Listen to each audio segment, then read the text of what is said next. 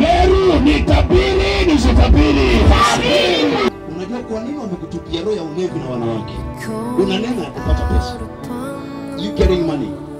Lakini ukizipata ili upate zingine mpaka ziishe kwa pombe na wanawake. For you to confirm this. 7 years ago. Niseme.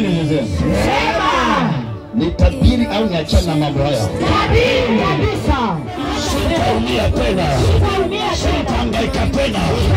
Kwa jina la Yesu. Kwa jina la Yesu.